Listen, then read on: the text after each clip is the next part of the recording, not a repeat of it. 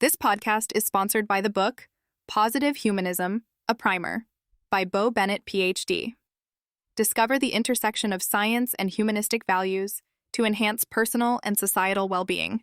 Get your copy today at positivehumanism.com.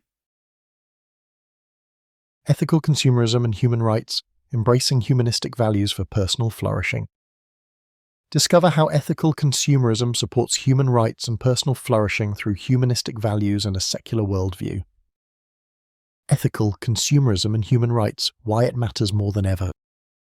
Hey, have you ever stopped to think about where the products you buy actually come from? Not just the brand or how they look, but the entire story behind them, the people who made them, the conditions they worked under, and the impact those choices have on human rights worldwide. It's a topic that's becoming impossible to ignore, especially as consumers like us want to make better decisions that align with our values. So I wanted to chat with you about ethical consumerism and its connection to human rights. It's more than just a trendy buzzword or a niche market. It's a reflection of a bigger shift toward personal flourishing and humanistic values within how we live and consume.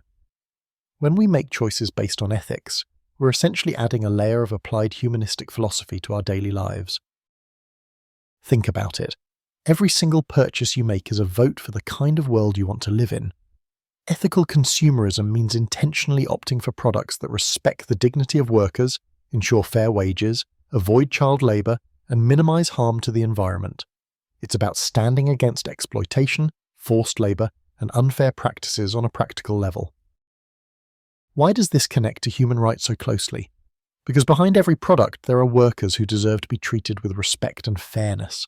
When companies cut corners to save money, often workers lose out on basic rights, like safe working conditions and fair pay. Supporting ethical companies becomes a way to uphold those rights, even if indirectly. Now, you might be wondering, how do you know which companies are really ethical? It's true, it's not always black and white, but there are helpful certifications and organizations aimed at making this simpler. Fair trade certification ensures that producers get fair wages and decent working conditions. Certified B corporations are companies verified to meet high social and environmental standards. Transparency reports and supplier audits often reveal how seriously a company takes ethical concerns. From clothing and electronics to food and beauty products, you can find options that align with this ethical mindset. And here's the interesting part. This approach naturally fits into positive psychology because it's empowering. When you make ethical choices, you're not just avoiding harm, you're actively promoting human dignity.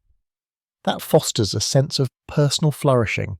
You feel better about yourself because you know your money is doing good in the world. This links up with the idea of a secular worldview too. Instead of relying on religious or traditional authority to decide what's right or wrong, ethical consumerism often draws on reason, empathy, and evidence, core elements in secular thinking. It's about creating a society grounded in mutual respect and humanistic values, where all people are valued equally regardless of background or belief.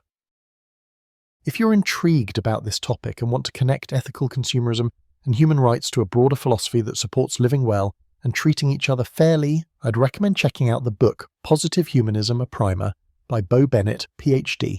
It's an accessible guide that lays out the principles of positive humanism, a framework that blends applied humanistic philosophy with the goal of personal and social flourishing.